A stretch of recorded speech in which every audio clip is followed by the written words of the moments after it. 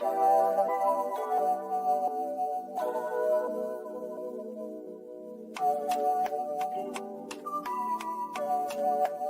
Music.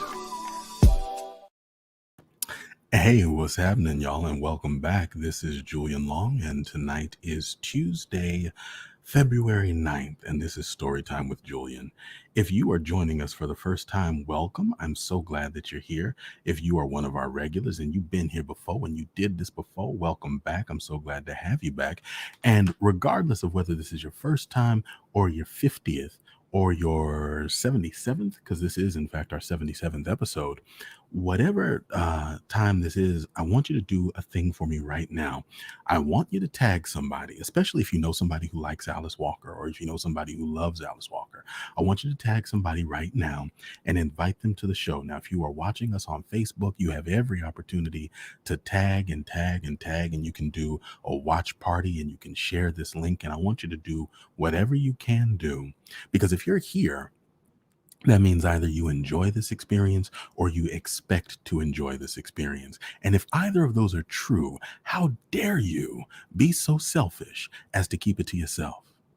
Come on, you got to tell somebody. You can't keep it to yourself. So I want you to do that for me right now. Share that link, let a couple of people know, and let me greet some of the folk that I see here. I see Judy Lee made it back with us. I see Kitty Foxy is here. I see Joker is here. She says howdy with a question mark, and I don't know if I said howdy or if she's just asking howdy. But if you're asking, I define. I see Erica Jackson is here. Welcome, Erica. Good to see you. Now, listen, Erica Jackson is a friend of mine who is also a writer, and she works in the genres. Well, she works in a lot of genres, but there's a story in particular that I am really, really fascinated by that I hope that one day she shares with us. And it is in the science fiction slash horror arena. And I'm putting this plea out here right now. Erica, I would love to read some of your work here on the show. And if you don't even have to go through the regular process, hit me up. I know you've got my number. Tweet me or text me or something and let me know if you're willing to let that happen. Now, a little bit of early housekeeping before we get into tonight's show. For those of you who follow us on Clubhouse, and if you don't, you should. You can find us on Clubhouse at Storytime Julian. It's the same handle that we use pretty much everywhere, at Storytime Julian. And if you follow us on Clubhouse and you were there on Saturday night, you heard me read some pieces by our very own Iowan Tribal Stone Flowers, and of course, it was from Sigil Masters and or Sigil Magic. Sorry. It was from Sigil Magic, and absolutely fantastic work in the realm of fantasy, sword and soul kind of stuff. Just really, really excellent pieces. And we discussed on Saturday me reading some brand new stuff from her today. And I fully intended to do that, but sometimes I am disorganized and I don't do simple things like check my calendar. And I failed to check my calendar because had I done so, I'd have realized I can't do it on Tuesday because Tuesday is Alice Walker's birthday. That's right. Today, February 9th, is Alice Walker's 77th birthday. And of course, on Storytime with Julian, whenever one of our beloved or even just an author that we're familiar with, when their birthday comes, especially if it lands on the day, oh, we're absolutely going to read them. And so, with this being Alice Walker's birthday, we're going to have to push the read of Iowan's work. But stay tuned. We're going to reschedule that. I want to make sure that we get it for a good time and one that's going to be a good time for her when she's available so that she can be here to answer questions and hear your feedback and really help us connect it all together. All right. So my apologies if you tuned in with the expectation of hearing more of Sigil Magic. That will happen in the near future. This was not a bait and switch. This was just your boy having a disorganized moment and trying to pick up the pieces. Nephews and nieces, chocolate peanut butter cup called Reese's. I don't know. Run's House, right? Yeah, I think that's what that is. No, Dear Radio Station by Run DMC. Picking up the pieces, nephews and nieces, chocolate, peanut butter cup called Reese. Yeah, that's what that was. Anyway, yeah, I do that from time to time. I just have moments where I have to figure out what that song was. All right, so I see a few folks have tagged a couple of people. Kitty Foxy is always so faithful about that, and I really appreciate it. Who else do I see here? I see that we've got Angela Lee Rains. I see Erica Yolita's in the building. I see Latricia Ransom, always so faithfully here. I appreciate that. Homie Lou got all of y'all speak, because she is over on the YouTube watching it, helping those view numbers go up and those subscription numbers go up. So if you haven't liked or subscribed on our YouTube channel, it's real easy to do. You'll see the link scrolling down at the bottom of the screen. Please do that. And again, in the future, there's going to be giveaways and stuff that are YouTube exclusive. So I really hope that you guys get comfortable with the YouTube format and the YouTube location, because it's live streaming there right now. It's the same as what it is on Facebook. You can comment and everything. So try and do that. Trust me, you're going to love it. You're going to appreciate that you did. So tonight we are reading works by the inimitable, by the legendary Alice Walker. Now, I think it's safe to say that if you enjoy Black literature, if you enjoy Black feminist literature or womanist literature, because she did in fact coin that term, that you are a fan of or an appreciator of Ms. Walker. Um, as I noted in the post acknowledging her birthday, if you love the work of Zora Neale Hurston, you almost certainly owe that to Alice Walker, because of an article that she published in Ms. Magazine back in 1975, um, after her discovery of, or her uncovering of, the gravesite believed to belong to Zora Neale Hurston. Alice Walker really kind of led a resurgence in the popularity of Ms. Hurston's work. And so if you sort of came into your appreciation for Zora Neale Hurston, say after the time you saw or read The Color Purple, you probably owe your awareness of Zora Neale Hurston to Alice Walker. Now, some of you are just, autodidacts and y'all out there discovering and figuring out stuff on your own, and that's cool. But credit where credit is due. Um, she was clearly influenced by the work of Zora Neale Hurston, and she wanted her appreciation of that phenomenal writer to be known. And this was one of those things where the universe aligned in such a way that it actually worked. So I'm really excited to share with you tonight two essays from Alice Walker. And I know you're probably thinking, well, Julian, I mean, this is story time with Julian, and you do short fiction. Like, that's kind of the whole bag. You do short Black fiction or Black short fiction. Yes, I do. But overall, what I like to present here is Black creative writing. I'm more comfortable performing Black short fiction, but creative essays, I think, fall into that same sort of level of performance for me. And it's something that I enjoy doing. And so I have no qualms about doing these, because if you have read any of Ms. Walker's essays, you know that her work still reads very much like a story. Good to see L Jack back in the building. Hey, L Jack, what's happening? So tonight we're going to do two essays, and time permitting, we may do the short story Everyday Use. This is a story that we've actually read before, so it would be a revisitation. Everyday Use is actually one of my favorite stories, one of my favorite works by Alice Walker, and it's one of those things where whatever you are introduced to first, however you first come upon something, you kind of develop a love and a relationship for it. And that's really what happened with me. I read Everyday Use for the first time in high school, and Alice Walker, I had kind of put over there as like, she doesn't write stuff for me.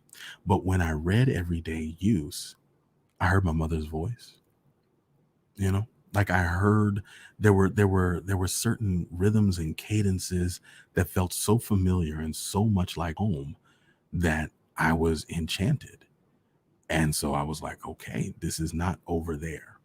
When you're young, you fall into a lot of traps about what, particularly at that time of life. And in that time, in America, there was still a whole lot of gendering around things. And Alice Walker's work was for women. Thank God I've been delivered from that limited mindset. Um, but anyway, the first essay that we're going to read tonight is one that probably a lot of you are familiar with, and so I pray that I do it suitable justice. But it is Beauty When the Other Dancer is the Self. Now, the reason why we're reading this is because this is the story of one of the key moments in, or some of the key moments in Alice Walker's life. And so rather than do a fictional story, I feel like we can celebrate her work and celebrate her life at the same time by reading some of the pieces that chronicle some of the most important moments of her life. And we've selected these two. So we're just going to start right off with Beauty when the other dancer is the self. It is a bright summer day in 1947.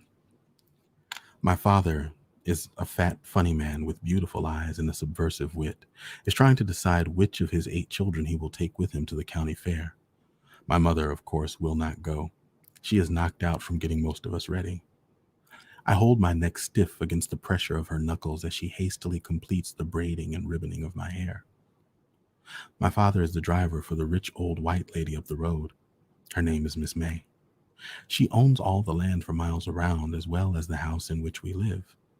All I remember about her is that she once offered to pay my mother 35 cents for cleaning her house, raking up piles of her magnolia leaves, and washing her family's clothes, and that my mother, she of no money, 8 children, and a chronic earache, refused it.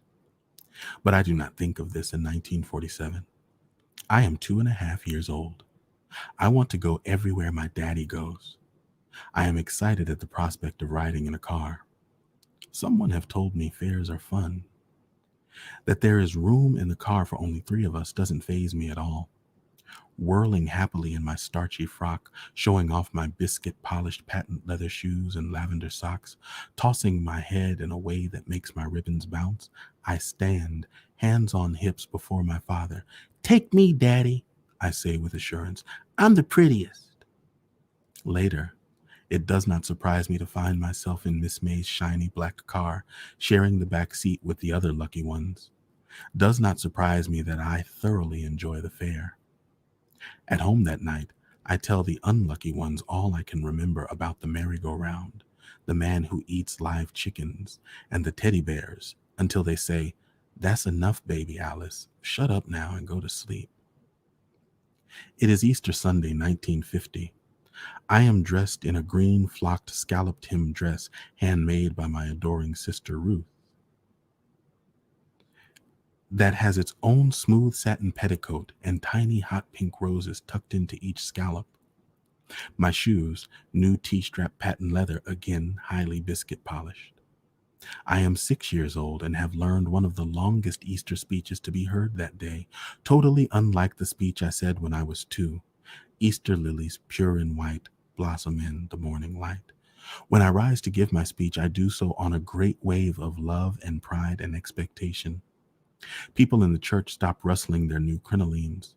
They seem to hold their breath. I can tell they admire my dress, but it is my spirit, bordering on sassiness, womanishness, that they secretly applaud. "That little girl's a mess," they whisper to each other, pleased. Naturally, I say my speech without stammer or pause, unlike those who stutter, stammer, or worst of all, forget. This is before the word beautiful exists in people's vocabulary. But, "Oh, isn't she the cutest thing?" frequently floats my way. And "got so much sense," they gratefully add, for which thoughtful addition I thank them to this day. It was great fun being cute, but then one day it ended. I am 8 years old and a tomboy. I have a cowboy hat, cowboy boots, checkered shirt, and pants, all red. My playmates are my brothers, 2 and 4 years older than I. Their colors are black and green, the only difference in the way we are dressed. On Saturday nights, we all go to the picture show, even my mother. Westerns are her favorite kind of movie. Back home, on the ranch, we pretend we are Tom Mix, Hopalong Cassidy, Lash LaRue. We've even named one of our dogs Lash LaRue. We chase each other for hours, rustling cattle, being outlaws, delivering damsels from distress. Then my parents decide to buy my brothers guns. These are not real guns. They shoot BBs. Copper pellets, my brothers say, will kill birds. Because I am a girl, I do not get a gun. Instantly, I am relegated to the position of Indian. Now there appears a great distance between us. They shoot and shoot at everything with their new guns. I try to keep up with my bow and arrows. One day I am standing on top of our makeshift garage, pieces of tin nailed across some poles, holding my bow and arrow and looking out toward the fields. I feel an incredible blow in my right eye. I look down just in time to see my brother lower his gun. Both brothers rush to my side. My eye stings, and I cover it with my hand. If you tell, they say, we will get a whipping. You don't want that to happen, do you? I do not. Here is a piece of wire, says the older brother, picking it up from the roof. Say you stepped on one end and the other end flew up and hit you. The pain is beginning to start. Yes, I say. Yes, I will say that is what happened. If I do not say this is what happened, I know my brothers will find ways to make me wish I had. But now I will say anything that gets me to my mother. Confronted by our parents, we stick to the lie agreed upon. They place me on a bench on the porch and I close my left eye while they examine the right. There is a tree growing from underneath the porch that climbs past the railing to the roof. It is the last thing my right eye sees. I watch as its trunk, its branches, and then its leaves are blotted out by the rising blood. I am in shock. First, there is intense fever, which my mother tries to break using lily leaves bound around my head. Then there are chills. My mother tries to get me to eat soup. Eventually, I do not know how, my parents learn what has happened. A week after the accident, they take me to see the doctor. Why did you wait so long to come? He asks, looking into my eye and shaking his head. Eyes are sympathetic, he says. If one is blind, the other will likely become blind too. This comment of the doctor's terrifies me, but it is really how I look that bothers me most. Where the BB pellet struck, there is a glob of whitish scar tissue, a hideous cataract on my eye. Now, when I stare at people, a favorite pastime up to now, they will stare back. Not at the cute little girl, but at her scar. For 6 years, I do not stare at anyone because I do not raise my head. Years later, in the throes of a midlife crisis, I ask my mother and sister whether I changed after the accident. No, they say, puzzled. What do you mean? What do I mean? I am 8, and for the first time doing poorly in school, where I have been something of a whiz since I was 4. We have just moved to the place where the accident occurred. We do not know any of the people around us because this is a different county. The only time I see friends I knew is when we go back to our old church. The new school is the former state penitentiary. It is a large stone building, cold and drafty, crammed to overflowing with boisterous, ill-disciplined children. On the 3rd floor, there is a huge circular imprint of some partition that has been torn out. What used to be here? I ask a sullen girl next to me on our way past it to lunch. The electric chair, says she. At night, I have nightmares about the electric chair and about all the people reputedly fried in it. I am afraid of the school, where all the students seem to be budding criminals. What's the matter with your eye? They ask critically. When I don't answer, I cannot decide whether it was an accident or not. They shove me, insist on a fight. My brother, the one who created the story about the wire, comes to my rescue, but then brags so much about protecting me, I become sick. After months of torture at the school, my parents decide to send me back to our old community, to my old school. I live with my grandparents and the teachers they board, but there is no room for Phoebe, my cat. By the time my grandparents decide there is room and I ask for my cat, she cannot be found. Miss Yarborough, the boarding teacher, takes me under her wing and begins to teach me to play the piano. But soon she marries an African, a prince, she says, and is whisked away to his continent. At my old school, there is at least one teacher who loves me. She is the teacher who knew me before I was born and bought my first baby clothes. It is she who makes life bearable. It is her presence that finally helps me turn on the one child at the school who continually calls me one-eyed bitch. One day, I simply grab him by his coat and beat him until I am satisfied. It is my teacher who tells me my mother is ill. My mother is lying in bed in the middle of the day, something I have never seen. She is in too much pain to speak. She has an abscess in her ear. I stand looking down on her, knowing that if she dies, I cannot live. She is being treated with warm oils and hot bricks held against her cheek. Finally, a doctor comes, but I must go back to my grandparents' house. The weeks pass, but I am hardly aware of it. All I know is that my mother might die. My father is not so jolly. My brothers still have their guns, and I am the one sent away from home. You did not change, they say. Did I imagine the anguish of not looking up? I am 12. When relatives come to visit, I hide in my room. My cousin Brenda, just my age, whose father works in the post office and whose mother is a nurse, comes to find me. Hello, she says, and then she asks, looking at my recent school picture, which I did not want taken and on which the glob, as I think of it, is clearly visible, you still can't see out of that eye? No, I say, and flop back on the bed over my book. That night, as I do almost every night, I abuse my eye. I rant and rave at it in front of the mirror. I plead with it to clear up before morning. I tell it I hate it and despise it. I do not pray for sight. I pray for beauty. You did not change, they say. I am 14 and babysitting for my brother Bill, who lives in Boston. He is my favorite brother, and there is a strong bond between us. Understanding my feelings of shame and ugliness, he and his wife take me to a local hospital where the glob is removed by a doctor named O. Henry.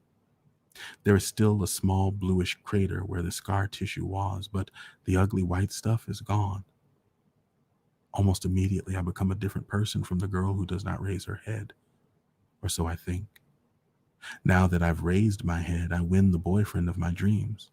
Now that I've raised my head, I have plenty of friends. Now that I've raised my head, my classwork comes from my lips as faultlessly as Easter speeches did, and I leave high school as valedictorian, most popular student, and queen, hardly believing my luck.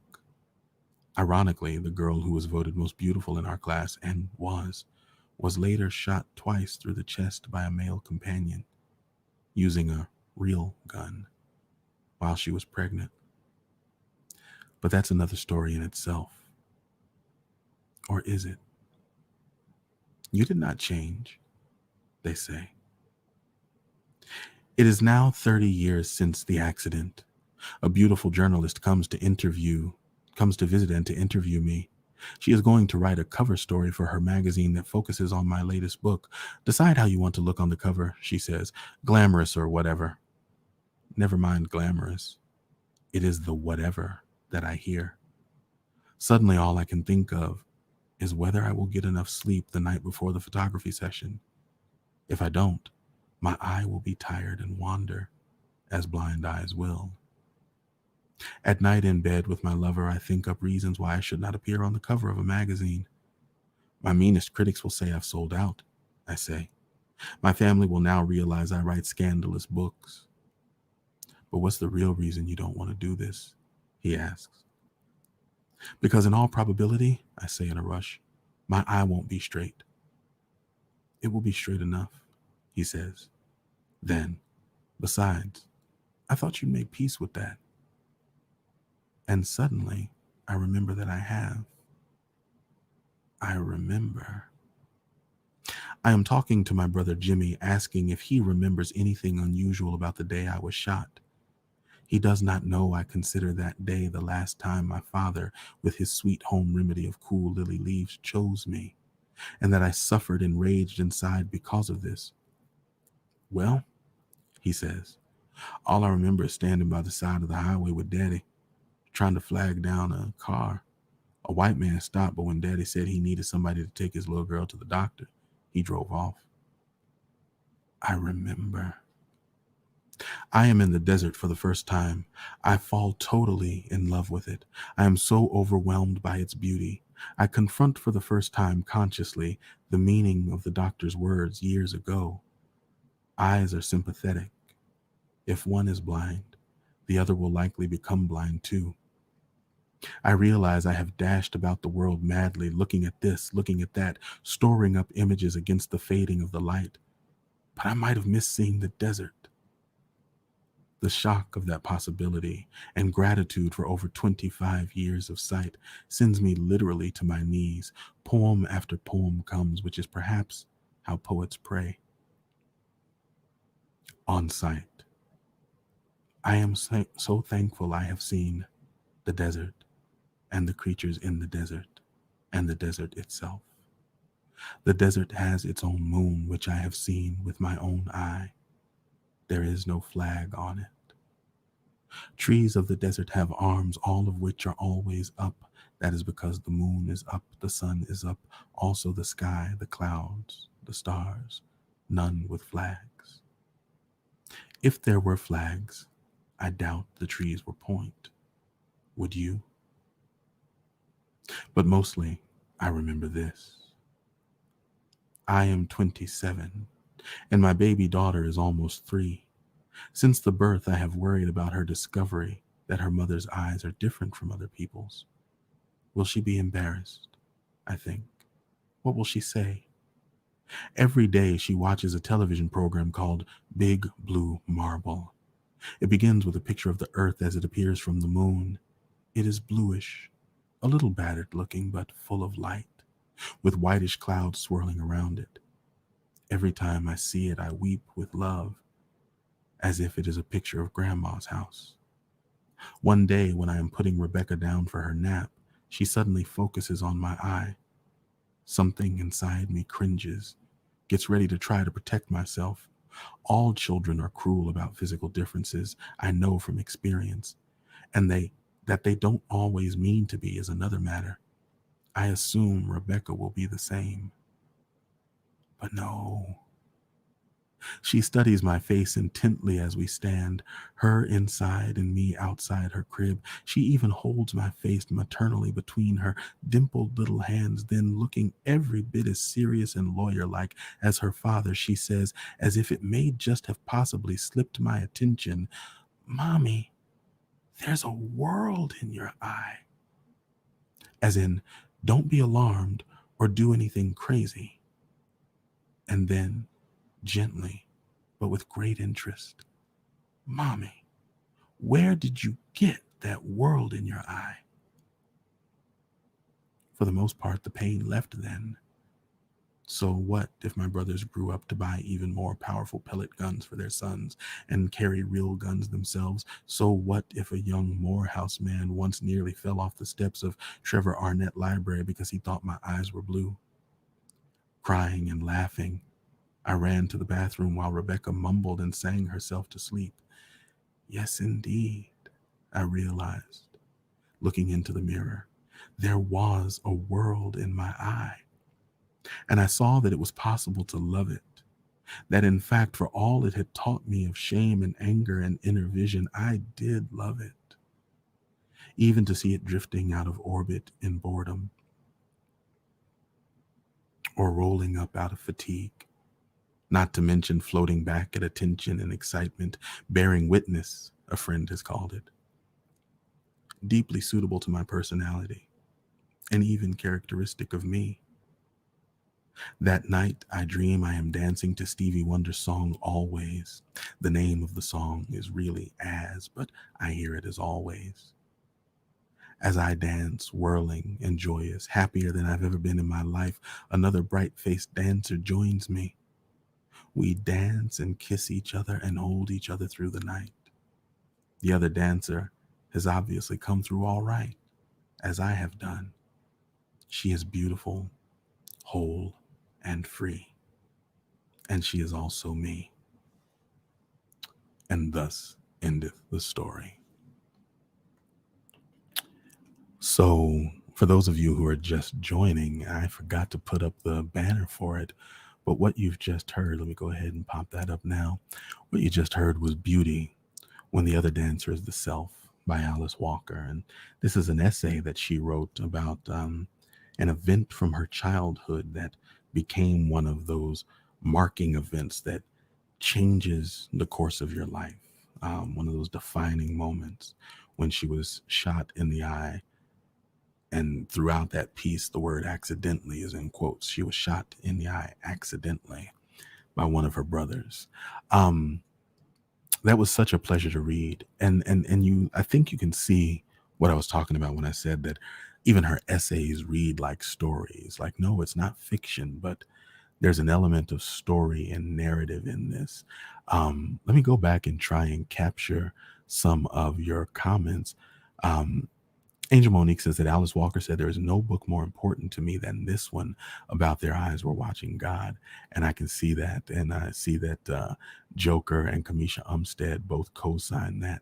Um, but about this piece, let me go ahead. First of all, let me go ahead and welcome. I see Rye Swint is here, and Angel Monique invited you. So Rye, thank you so much for coming out. We're so pleased to have you, and I hope that you've enjoyed. Um, Latricia Ransom caught on to that line about poems being how poets pray. And yeah, there was something truly, truly powerful about that line. Back in the day, before I started working in the spaces of short fiction and novels, largely unfinished novels, um, I wrote poetry, and it was probably the most faithful to anything and any belief that I was in my expressions through poetry. There's something religious about it when you're really being real about it. Absolutely. Uh, Angel Monique caught on to the line, "Mommy, there's a world in your eye." And yeah, I'm not even going to front. The very first time that I read that, I choked up. I choked up, especially because she was bracing herself for some cruelty and instead got one of the most insightful, most beautiful comments one could hope to receive. Angela Lee Rains picked up the line, "Even with the thought of shame and inner vision." Um, I liked that too because this eye that was no longer, mechanically capable of outward vision became the very tool of inner vision, which was absolutely spectacular. Um, Judy Lee of the piece says the entire piece was beautiful. Latricia picked up on that song "Always." I call it "Always" too, knowing full well that the name of the song is "As." I don't know why he didn't call it "Always," because that song is always. It's gonna always be always to me. And you'll notice, for those of you who pay attention to things like that, the title of this episode of Storytime with Julian is "Always Alice." I might have made it actually Alice Always, but I'm pretty sure I made it "Always Alice." Um, Terry Meredith says she loves how her daughter saw it, described it, and marveled at it. I tell you, like, that's the moment for me. It's the children for me. Joker says, "Children, there's so many reasons to cherish their innocence, their visions, and their hearts, but the most powerful reason is the way they fill us with wonder, thus sealing up the gaps in our own vision if we will hear them." This is what happens when you fuck around and have writers in your audience. They just write shit. Like, that's just supposed to be a comment. Just like, do comment. Just y'all heard it. Y'all heard it when I read it. Y'all know what that just was. Just just I love having writers in my audience. I do. I love that this is a space full of readers and writers and lovers of blackness and black lit. Erica Yolita says, "Glorious. My favorite quote was, 'I do not want sight, I want beauty.'" Yeah, she did not pray for sight. She prayed for beauty. And that was powerful. I mean, that really shows the impact of that state of mind. And Angel Monique, thank you so much for the compliment. I truly enjoyed reading that piece overall. There are some pieces that when I read them, they move me out of the space of narration, not even narration or performance, but I'm just kind of I'm inside that piece, and that's one of them. The way it read for me is one of them. Now, we are about to move into the second piece of the night. And the second piece is an article. The name of the article is "Looking for Zora." It was originally published in Ms. Magazine, I believe in 1975, under the name "Searching for Zora Neale Hurston." Now, at this time in Ms. Walker's life, she was an educator, and and she was teaching, I believe, black lit, but I don't think I'm quite right on that. But at any rate, part of her passion and part of what she was doing was uncovering the life of Zora Neale Hurston. And she took on the task or took it upon herself to masquerade as Miss Hurston's niece and go to the town of Miss Hurston's birth and poke around and ask some questions so that she could find out what happened to Zora Neale Hurston. And she took that experience and she wrote up an article in Ms. Magazine. And as we stated already, that article became one of the primary reasons that people started to rediscover the work of Zora Neale Hurston. And it was later republished under the title Looking for Zora. And you can find that in Searching for Our Mother's Gardens, which I want to say is her third collection. I know that the mods and the staff of Storytime are always on top of that, so they can correct me if I've got that wrong. But we're just going to go ahead and go for that. Give me, if you will, spare me a moment to just kind of refresh and tune the instrument, and I'm going to be right back. All right.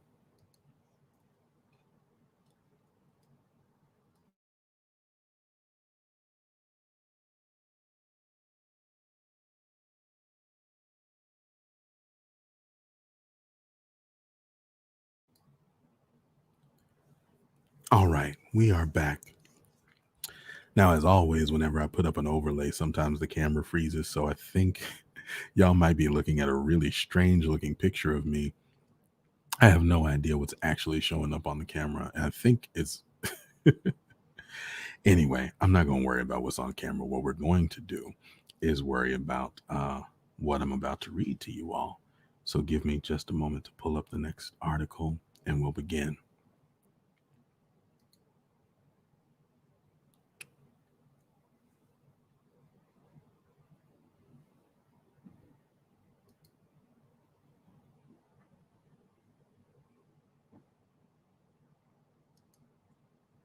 There we go.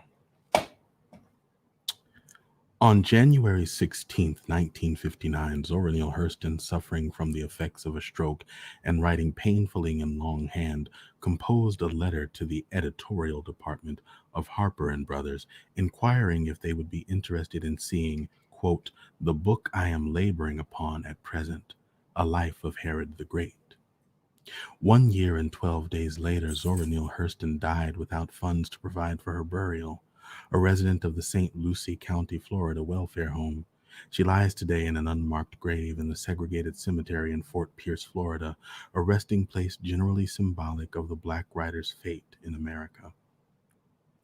Zora Neale Hurston is one of the most significant unread authors in America, the author of 2 minor classics and 4 other major books.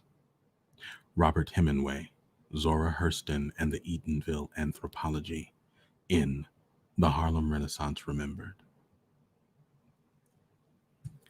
On August 15th, 1973, I wake up just as the plane is lowering over Sanford, Florida, which means I am also looking down on Eatonville, Zora Neale Hurston's birthplace. I recognize it from Zora's description in Mules and Men, the city of 5 lakes, 3 croquet courts, 300 brown skins, 300 good swimmers, plenty guavas, 2 schools, and no jailhouse. Of course, I cannot see the guavas, but the 5 lakes are still there, and it is the lakes I count as the plane prepares to land in Orlando. From the air, Florida looks completely flat, and as we near the ground, this impression does not change. This is the first time I have seen the interior of the state, which Zora wrote about so well. But there are the acres of orange groves, the sand, mangrove trees, and scrub pine that I know from her books. Getting off the plane, I walk through the humid air of midday into the tacky but air-conditioned airport. I search for Charlotte Hunt, my companion on the Zora Hurston expedition. She lives in Winter Park, Florida, very near Eatonville, and is writing her graduate dissertation on Zora. I see her waving, a large, pleasant-faced white woman in dark glasses. We have written to each other for several weeks, swapping our latest finds, mostly hers, on Zora, and trying to make sense out of the mass of information obtained, often erroneous or simply confusing, from Zora herself through her stories and autobiography. and from people who wrote about her.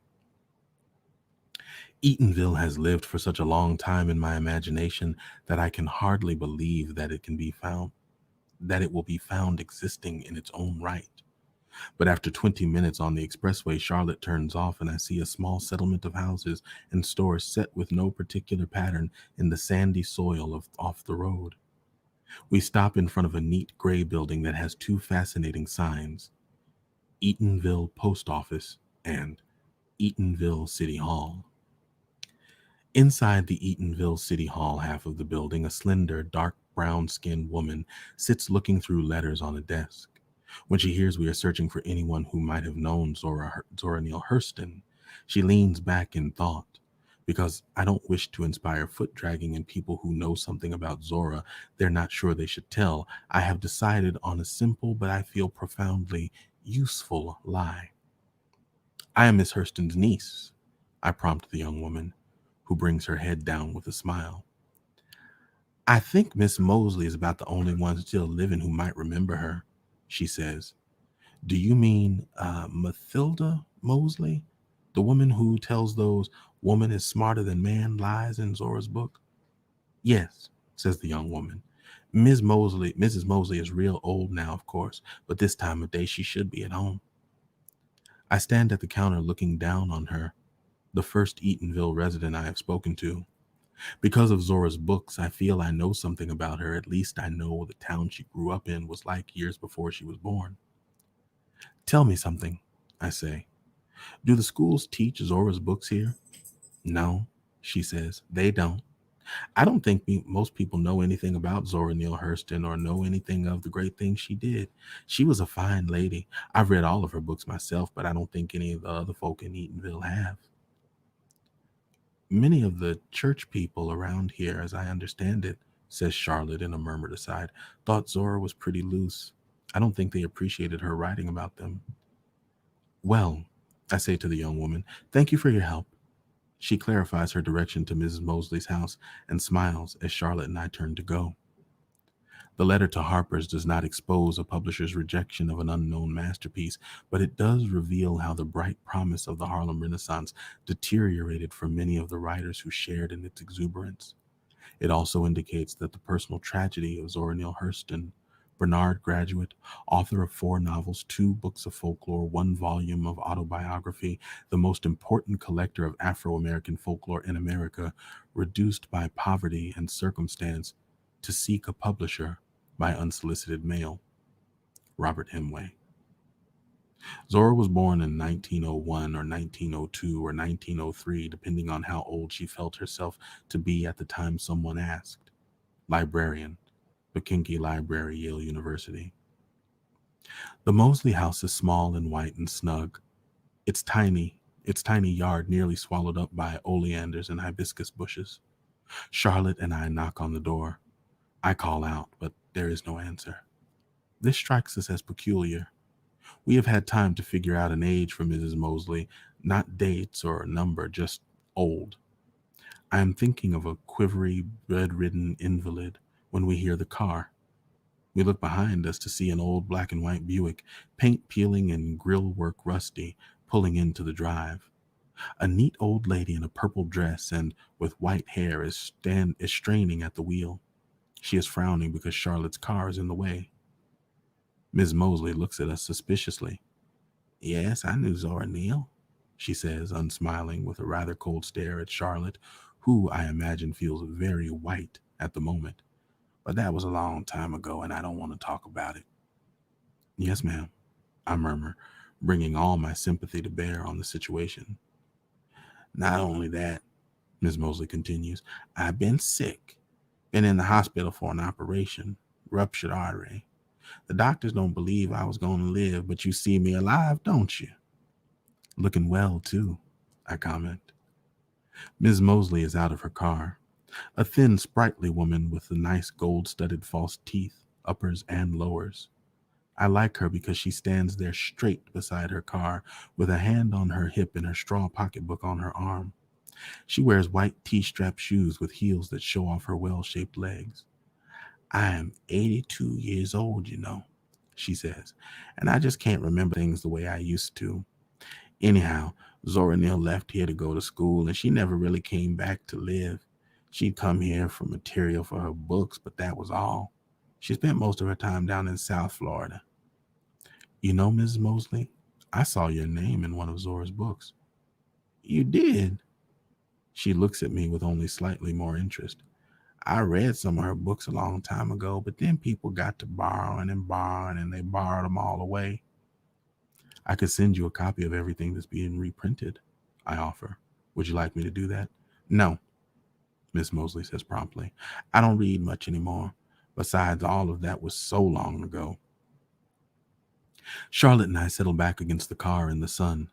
Ms. Mosley tells us at length and with exact recall every step in her recent operation, ending with what those doctors didn't know when they were expecting me to die and they didn't even think I'd live long enough for them to take out my stitches is that Jesus is the best doctor, and if he says for you to get well, that's all that counts.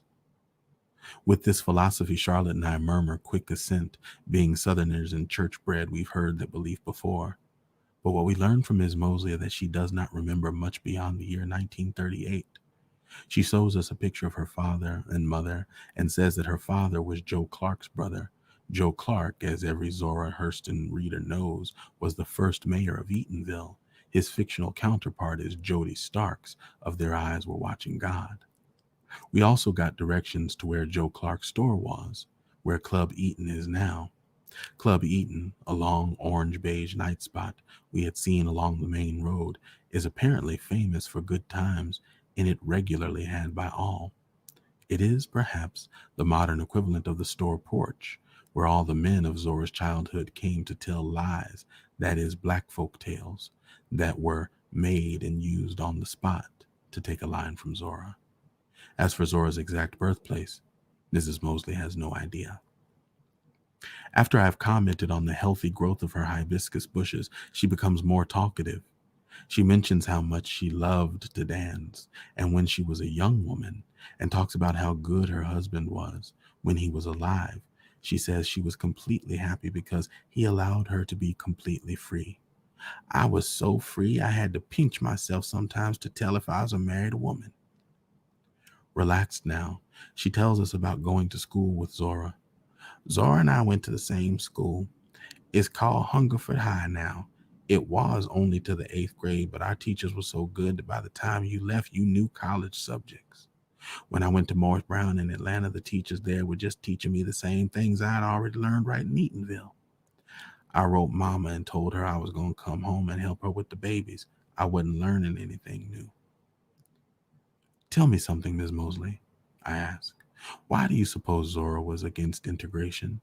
I read somewhere she was against school desegregation because she felt it was an insult to black teachers. Oh, one of them white people came around asking me about integration. One day I was shopping, doing my shopping. I heard them over there talking about it in the store about the schools, and I got out of the way because I knew if they'd asked me, they wouldn't like what I was going to tell them. But they came up and asked me anyhow. What do I think about this integration? One of them said. Acted like I thought I heard wrong. You asking me what I think about integration? I said. Well, as you can see, I'm just an old colored woman. I was 75, 76 then. And this is the first time anybody has asked me about integration. And nobody asked my grandmother what she thought either, but her daddy was one of you all. Ms. Mosley seems satisfied with this memory of her rejoinder. She looks at Charlotte. I have the blood of 3 races in my veins, she says belligerently, white, black, and Indian, and nobody asked me anything before. Do you think that living in Eatonville has made integration less appealing to you? Well, I can tell you this. I have lived in Eatonville all of my life. I have been in the governing of this town. I've been everything but mayor. I've been assistant mayor. Eatonville was and is an all-black town. We have our own police department, post office, and town hall, our own school, and good teachers. Do I need integration? They look over Goldsboro. They took over Goldsboro because the black people who lived there never incorporated like we did. And now I don't even know if any black folks live there. They built big houses up there around the lakes, but we didn't let that happen in Eatonville, and we don't sell land to just anybody. And you see, we still here. When we leave, Miss Mosley is standing by her car. I think of the letter Roy Wilkins wrote to a black newspaper blasting Zora Neale for her lack of enthusiasm about the integration of schools. I wonder if he knew the experience of Eatonville she was coming from. Not many black people in America have come from a self-contained, all-black community where loyalty and unity are taken for granted, a place where black pride is nothing new. There is, however, one thing Miss Mosley said that bothered me. "Tell me, Miss Mosley," I had asked, "why is it that 13 years after Zora's death, no marker has been put on her grave?" And Miss Mosley answered, "The reason she doesn't have a stone is because she wasn't buried here. She was buried down in South Florida somewhere. I don't think anybody really knew where she was." Only to reach a wider audience need she ever write books, because she is a perfect book of entertainment in herself. In her youth, she was always getting scholarships and things from wealthy white people, some of whom simply paid her just to sit around and represent the Negro race for them. And she did it in such a racy fashion. She was full of side-splitting anecdotes, humorous tales, and tragicomic stories, remembered out of her life in the South as the daughter of a traveling minister of God. She could make you laugh one minute and cry the next. To many of her white friends, no doubt, she was a perfect darky, in the nice meaning they give the term. That is, a naive, childlike, sweet, humorous, and highly colored Negro. But Miss Hurston was clever, too, a student who didn't let college give her a broad A, and had a great scorn for all pretensions, academic or otherwise. That is why she was such a fine folklore collector, able to go among the people and never act as if she had been to school at all. Almost nobody else could stop the average Harlemite on Lenox Avenue and measure his head with a strange-looking anthropological device and not get bawled out for the attempt, except Zora, who used to stop anyone whose head looked interesting and measure it. Langston Hughes, The Big C. What does it matter that white folks must have thought about her? Student, Black Woman Writers Class, Wellesley College. Mrs. Sarah Peake Patterson is a handsome red-haired woman in her late 40s wearing orange slacks and gold earrings. She is the director of Lee Peake Mortuary in Fort Pierce, the establishment that handled Zora's burial. Unlike most black funeral homes in southern towns that sit like palaces among the general poverty, Lee Peake has a rundown, small look. Perhaps this is because it is painted purple and white, as are its Cadillac chariots. These colors do not age well. The rooms are colored and grimy, and the bathroom is a tiny, stale-smelling prison with a bottle of black hair dye, apparently used to touch up the hair of the corpses, dripping into the face bowl. 2 pine burial boxes are resting in the bathtub. Mrs. Patterson herself is pleasant and helpful. "As I told you over the phone," I began, shaking her hand and looking into her penny brown eyes, "I am Zora Neale Hurston's niece, and I would like to have put a marker on her grave. You said when I called you last week that you could tell me where the grave is." By this time, I am, of course, completely into being Zora's niece, and the lie comes with a perfect naturalness to my lips. Besides, as far as I'm concerned, she is my aunt, and that of all black people as well. "She was buried in 1960, exclaims Mrs. Patterson. "That was when my father was running this funeral home. He's sick now, or I'd let you talk to him. But I know where she's buried. She's in the old cemetery, the Garden of the Heavenly Rest on 17th Street. Just when you go in the gate, there's a circle, and she's buried right in the middle of it. Hers is the only grave in that circle because people don't bury in that cemetery anymore." She turns to a stocky, black-skinned woman in her 30s, wearing a green polo shirt and white jeans cut off at the knee. "This lady'll show you where it is," she says. "I can't tell you how much I appreciate this," I say to Mrs. Patterson as I rise and go. "And could you tell me something else? You see, I never met my aunt. When she died, I was still a junior in high school. But could you tell me what she died of and what kind of funeral she had?" "I don't know exactly what she died of," Miss Patterson says. I know she didn't have any money. Folks took up a collection to bury her. I believe she died of malnutrition. Malnutrition? Outside in the blistering sun, I lean my head against Charlotte's even more blistering car top. The sting of the hot metal only intensifies my anger. Malnutrition, I manage to mutter. Hell, our condition hasn't changed any since Phyllis Wheatley's time. She died of malnutrition. Really? Says Charlotte. I didn't know that. One cannot overemphasize the extent of her commitment. It was so great that her marriage in the spring of 1927 to Herbert Sheen was short-lived. Although divorce did not come officially until 1931, the two separated amicably after only a few months. Hurston to continue her collecting, Sheen to attend medical school. Hurston never married again. Robert Hemingway. What is your name? I asked the woman who has climbed in the back seat. Rosalie, she says. She has a rough, pleasant voice, as if she is a singer who also smokes a lot. She is homely and has an air of ready indifference. Another woman came by here wanting to see the grave, she says, lighting up a cigarette. She was a little short, dumpty white lady from one of these Florida schools, Orlando or Daytona. But let me tell you something before we get started. All I know is where the cemetery is. I don't know one thing about that grave. You better go back in there and ask her to draw you a map. A few moments later, with Miss Patterson's diagram of where the grave is, we head for the cemetery. We drive past blocks of small pastel-colored houses and turn right onto 17th Street. At the very end, we reach a tall, curving gate with the words Garden of Heavenly Rest fading into the stone. I expected, from Mrs. Patterson's small drawing, to find a small circle, which would have placed Zora's grave 5 or 10 paces from the road. But the circle is over an acre large and looks more like an abandoned field. Tall weeds choke the dirt road and scrape against the sides of the car. It doesn't help either that I step out onto an active anthill. I don't know about y'all, I say, but I don't even believe this. I am used to the haphazard cemetery keeping that is traditional in most Southern Black communities, but this neglect is staggering.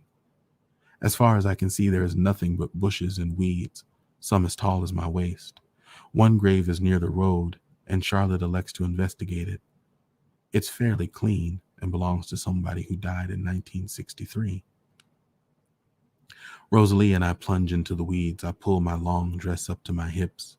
The weeds scratch my knees, and the insects have a feast.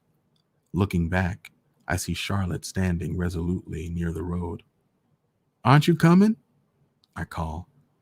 No, she calls back. I'm from these parts and I know what's out there. She means snakes. Shit, I say, my whole life and the people I love flashing melodramatically before my eyes. Rosalie is a few yards to my right. How you gonna find anything out here? She asks, and I still stand a few seconds looking at the weeds. Some of them are quite pretty, with tiny yellow flowers. They are thick and healthy, but dead weeds under them have formed a thick gray carpet on the ground. A snake could be lying 6 inches from my big toe and I wouldn't see it. We move slowly, very slowly, our eyes alert, our legs trembling. It is hard to tell where the center of the circle is, since the circle is not really round, but more like a half of something round. There are things crackling and hissing in the grass. Sand spurs are sticking to the inside of my skirt. Sand and ants cover my feet. I look toward the road and notice that there are indeed 2 large curving stones making an entrance and exit to the cemetery. I take my bearings from them and try to navigate to the exact center. But the center of anything can be very large, and a grave is not a pinpoint. Finding the grave seems positively hopeless. There's only one thing to do. Zora! I yell as loud as I can, causing Rosalie to jump. Are you out here? If she is, I hope she don't answer you. If she do, I'm gone. Zora! I call again. I'm here. Are you? If she is, grumbles Rosalie, I hope she'll keep it to herself. Zora! Then I start fussing with her. I hope you don't think I'm going to stand out here all day with these snakes watching me and these ants having a field day. In fact, I'm going to call you just one or two more times. On a clump of dried grass near a small bushy tree, my eye falls on one of the largest bugs I have ever seen. It is on its back and is as large as three of my fingers. I walk toward it and yell, Zora! And my foot sinks into a hole. I look down. I am standing in a sunken rectangle that is about 6 feet long and about 3 or 4 feet wide. I look up to see where the two gates are. Well, I say, this is the center, or approximately anyhow. It's the only sunken spot we found. Doesn't this look like a grave to you? For the sake of not going no further through these bushes, Rosalie growls. Yes, it do. Wait a minute, I say. I have to look around me some more to be sure this is the only spot that resembles a grave, but you don't have to come. Rosalie smiles, a grin really, beautiful and tough. No, she says, I feel sorry for you. If one of these snakes got a hold of you out here by yourself, I'd feel real bad. She laughs. I done come this far. I'll go on with you. Thank you, Rosalie, I say. Zora thanks you too. Just as long as she don't try to tell me in person, she says, and together we walk down the field. The gusto and flavor of Zora Neale Hurston's storytelling, for example, long before the yarns were published in Mules and Men and other books, became a local legend which might have spread further under different conditions. A tiny shift in the center of gravity could have made them bestsellers. Honor Bontemps, Personals. Bitter over the rejection of her folklore's value, especially in the Black community, frustrated by what she felt was her failure to convert the Afro-American worldview into the forms of prose fiction, Hurston finally gave up. Robert Hemingway. When Charlotte and I drive up the Merritt Monument Company, I immediately see the headstone I want. How much is this one? I ask the young woman in charge, pointing to a tall black stone. It looks as majestic as Zora herself must have been when she was learning voodoo from one of those root doctors down in New Orleans. Oh, that one. That's our finest. That's ebony mist. Well, how much is it? I don't know, but wait, she says, looking around in relief. Here comes somebody who'll know. A small, sunburned man with squinty green eyes comes up. He must be the engraver, I think, because his eyes are contracted into slits as if he's been keeping stone dust out of them for years. That's ebony mist, he says. That's one of our best. How much is it? I ask, beginning to realize I probably can't afford it. He gives me a price that would feed a dozen Shalaheen drought victims for 3 years. I realize I must honor the dead, but between the dead great and the living starving, there is no choice. I have a lot of letters to be engraved, I say, standing by a plain gray marker that I have chosen. It is pale and ordinary, not at all like Zora, and makes me momentarily angry that I am not rich. We go into his office and I hand him a sheet of paper that has Zora Neale Hurston, a genius of the South, novelist, folklorist, anthropologist, 1901-1960. A Genius of the South is from one of Jean Toomer's poems. Where is this grave? The monument man asks. If it's in New Cemetery, the stone has to be flat. Well, it's not a new cemetery, and Zora, my aunt, doesn't need anything flat because with the weeds out there, you'd never be able to see it. You'll have to go there with me. He grunts. And take a long pole and sound the spot, I said, because there's no way of telling it's a grave except that it's sunken.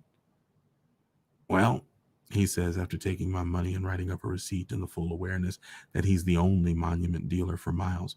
You take this flag. He hands me a 4-foot long pole with a red metal marker on top. and take it out to the cemetery and put it where you think the grave is. It'll take us about 3 weeks to get the stone out there. At least send me a photograph when it's done, won't you? He says he will. Hurston's return to her folklore collecting in December of 1927 was made possible by Mrs. R. Osgood Mason, an elderly white patron of the arts who at various times also helped Langston Hughes, Alan Locke, Richmond Barth, and Miguel Corviabas. Hurston apparently came to her attention through the intercession of Locke, who frequently served as a kind of liaison between the young black talent and Miss Mason. The entire relationship between this woman and the Harlem Renaissance deserves extended study, for it represents much of the ambiguity involved in white patronage of black artists. All her artists were instructed to call her godmother. There was a decided emphasis on the primitive aspects of black culture, apparently a holdover from Mrs. Mason's interest in the Plains Indians. In Hurston's case, there were special restrictions imposed by her patron. Although she has to be paid a handsome salary for her folklore collecting, she was to limit her correspondence and publish nothing of her research without prior approval. Robert Hemingway. You have to read the chapters Zora left out of her autobiography. Student, Special Collections Room, Beneke Library, Yale University. Dr. Benton, a good friend of Zora's and practicing MD in Fort Pierce, is one of those old, good-looking men who I always have trouble not liking. It no longer bothers me that I may be constantly searching for father figures. By this time, I have found several and dearly enjoyed knowing them all. He is shrewd, with steady brown eyes under hair that is almost white. He is probably in his 70s, but doesn't look it. He carries himself with dignity and has cause to be proud of the new clinic where he now practices medicine. His nurse looks at us with suspicion, but Dr. Benton's eyes have the penetration of a scalpel cutting through skin. I guess right away that if he knows anything at all about Zora Hurston, he will not believe I am her niece. Eatonville, Dr. Benton says, leaning forward in his chair, looking first at me and then at Charlotte. Yes, I know Eatonville. I grew up not far from there. I knew the whole of Zora's family. He looks at the shape of my cheekbones, the size of my eyes, and the nappiness of my hair. I knew her daddy, the old man. He was a hard-working Christian man, did the best he could for his family. He was the mayor of Eatonville for a while, you know. My father was the mayor of Goldsboro. You probably never heard of it. It never incorporated like Eatonville did and has just about disappeared, but Eatonville is still all black. He pauses and looks at me. And you're Zora's niece? He says wonderingly. Well, I say with shy dignity, yet with some tinge, I hope, of 19th century blush. I'm illegitimate. That's why I never knew Aunt Zora. I love him for the way that he comes to my rescue. You are not illegitimate, he cries, his eyes resting on me fondly. All of us are God's children. Don't you ever think such a thing. And I hate myself for lying to him. Still, I ask myself, would I have gotten this far getting toward getting the headstone and finding out about Zora's last days without telling my lie? Actually, I probably would have, but I don't like taking chances that could get me stranded in Central Florida. Zora didn't get along with her family. I don't know why. Did you read her autobiography, Dust Tracks on a Road? Yes, I did, I say. It pained me to see Zora pretending to be naive and grateful about the old white godmother who helped finance her research. But I loved the part where she ran off from home after falling out with her brother's wife. Dr. Benton nods. When she got sick, I tried to get help to get her back to her family, but she refused. There wasn't any real hatred. They just never gotten along, and Zora wouldn't go to them. She didn't want to go to the county home either, but she had to because she couldn't do a thing for herself. I was surprised to learn she died of malnutrition. Dr. Benton seemed startled. Zora didn't die of malnutrition, he says indignantly. Where did you get that story from? She had a stroke, and she died in the welfare home. He seems peculiarly upset, distressed, but he sits back reflectively in his chair. She was an incredible woman, he muses. Sometimes when I closed my office, I'd go by her house just to talk to her for an hour or two. She was a well-read, well-traveled woman and always had her own ideas about what was going on. I never knew her, only some of Carl Van Victen's photographs and some newspaper photographs. What did she look like? When I knew her in the 50s, she was a big woman, erect, not quite as light as I am. Dr. Benton is a dark beige, and about 5 foot 7 inches, and she weighed about 200 pounds, probably more. What? Zora was fat? She wasn't in the Van Vechten pictures. Zora loved to eat, Dr. Benton says complacently. She could sit down with a mound of ice cream and just eat and talk till it was all gone. While Dr. Benton is talking, I recall that the Van Vechten pictures were taken when Zora was still a young woman. In them, she appears tall, tan, and healthy. In later newspaper photographs, when she was in her 40s, I remember that she seemed heavier and several shades lighter. I reasoned that the earlier photographs were taken while she was still busy collecting folklore materials in the hot Florida sun. She had high blood pressure. Her health wasn't good. She used to live in one of my houses on School Court Street. It's a block house. I don't recall the number. But my wife and I used to invite her over to the house for dinner. She always ate well, he says emphatically. That's comforting to know, I say, wondering where Zora ate when she wasn't with the Bentons. Sometimes she would run out of groceries after she got sick, and she'd call me. Come over here and see about me, she'd say, and I'd take her shopping and buy her groceries. She was always studying. Her mind, before the stroke, just worked all the time. She was always going somewhere, too. She once went to Honduras to study something, and when she died, she was working on that book about Herod the Great. She was so intelligent and really had perfect expressions. Her English was beautiful. I suspect that is a clever way to let me know Zora herself didn't speak in the black English her characters used. I used to read all her books, Dr. Benton continues, but it was a long time ago. I remember one about, it was called, I think, the Children of God. Their eyes were watching God.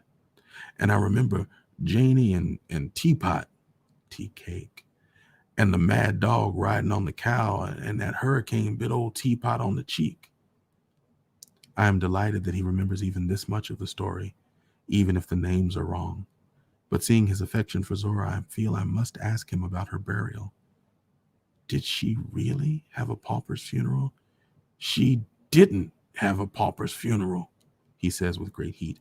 Everybody around here loved Zora. We just came back from ordering a headstone, I say quietly, because he is an old man and the color is coming and going on his face.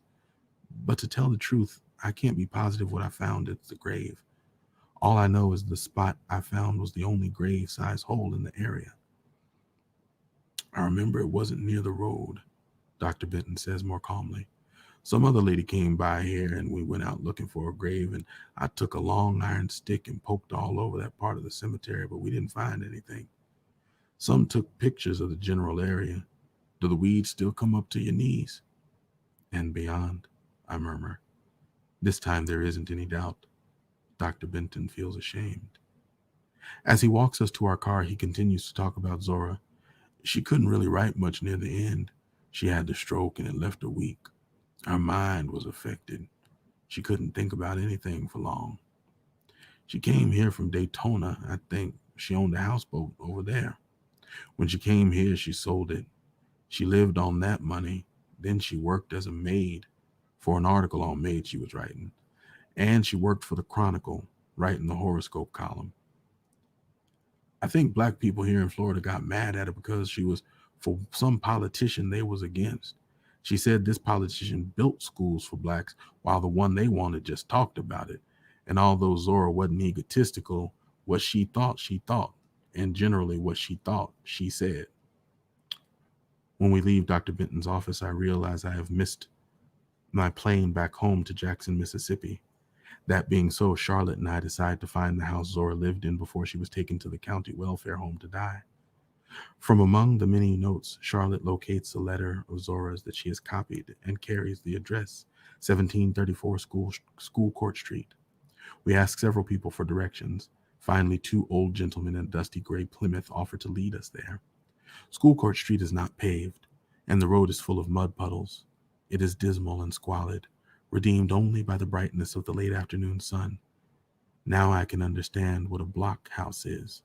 It is a house shaped like a block, for one thing, surrounded by others just like it. Some houses are blue and some are green or yellow. Zora's is light green. They are tiny, about 50 by 50 feet, squatty with flat roofs.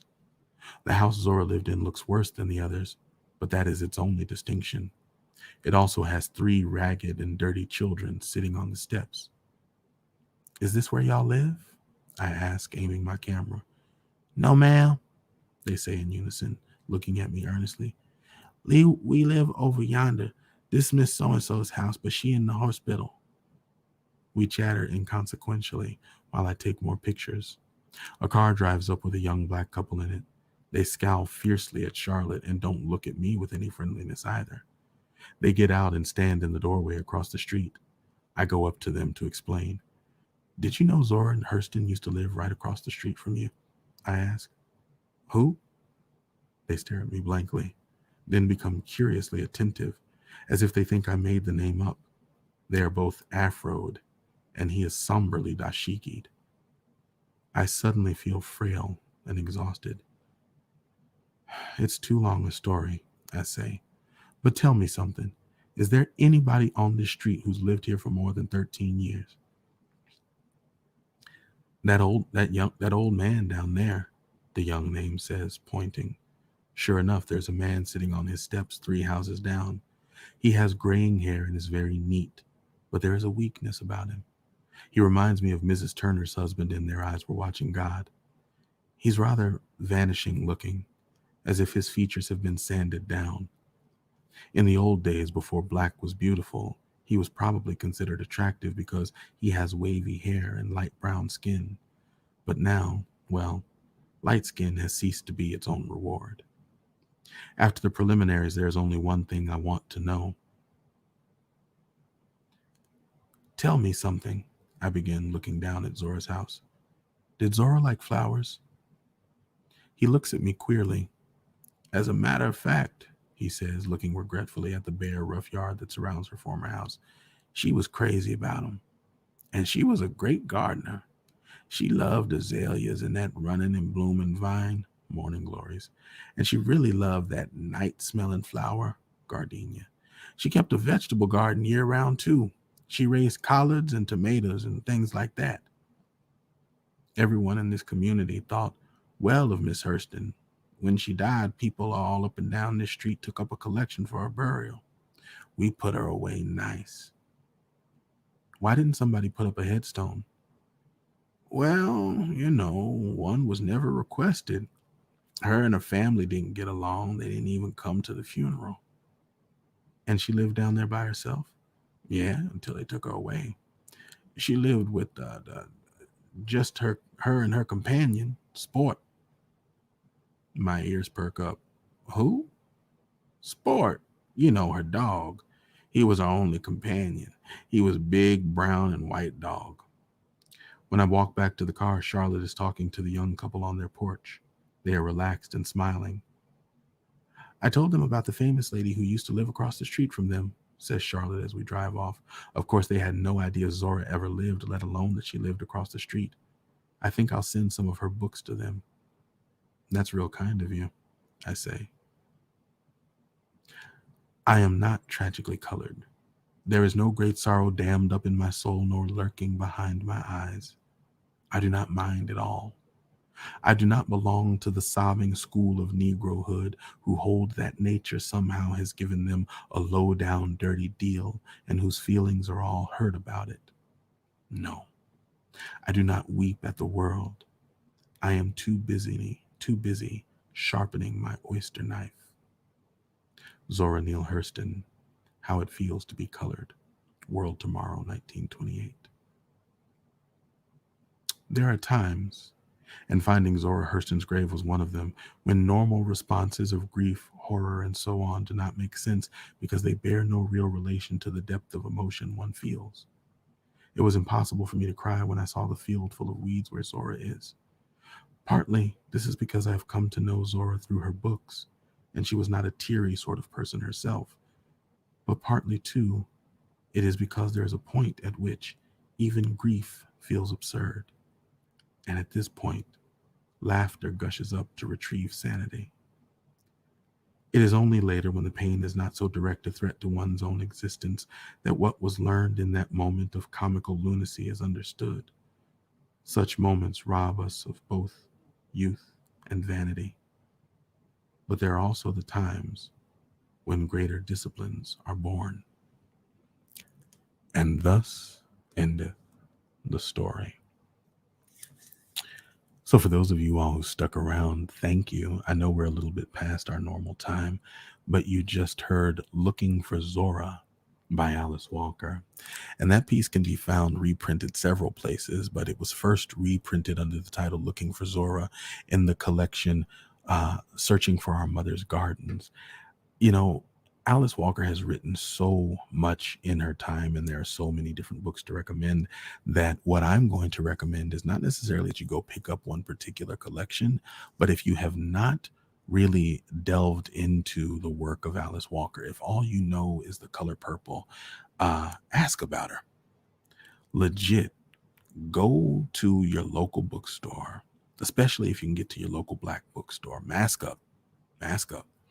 Go to your local bookstore and ask about the works of Alice Walker. Pick one up. Start anywhere. Start anywhere and work your way out. It was important to me today to read these pieces about her life and her life's work and the impact of certain aspects of her life on her work, to kind of get us past the, I don't want to say idol worship. I think, there are certain authors that we hold in really, really high esteem because of their work. And I think Alice Walker's relationship to Zora Neale Hurston is an example of that. You hold a writer in high esteem because of their work, but then you realize that you may not really know that much about the person. I felt that these two pieces were very revealing, both about who Alice Walker is and why she writes the way she writes, and really understanding her pursuit and her search of Zora Neale Hurston because of the influence that Ms. Hurston had on her work. It kind of gives you a full round picture of who Alice Walker was and continues to be. So while The Color Purple is a seminal classic, and many of us are familiar with Temple of My Familiar and several of the other more lauded pieces, she's got quite a body of work and extends out in multiple directions. I encourage you, if you enjoyed what you heard here tonight, and if this is your first introduction to works outside of her more public works, I mean, and it's not that either of these were particularly unknown, they're just not as celebrated. We tend to look into and respond more to her works of fiction or to her poetry. Before I let you go, let me go back and try and capture some of these comments. And again, thank you so very much for your presence here tonight. I see we've got a new name. I see Avril Citron Limon. It's French. No, I'm just playing. Avril, so glad to have you. Thank you so much for coming out tonight. I hope you enjoy. Let's see. Saying we're gonna mess around and have a book. Okay, that's a side conversation that ain't got nothing to do with me. But welcome and thank you so much. Let's see. Erica Yolita says, I miss the feel of Florida that is embracing. It can be such an entrancing place to live. It is lively and vibrant and homely and welcoming when it wishes to be. That sounds almost a little bit like you got a story wrapped up in you. A place where Black pride is nothing new. Yes, I loved that line.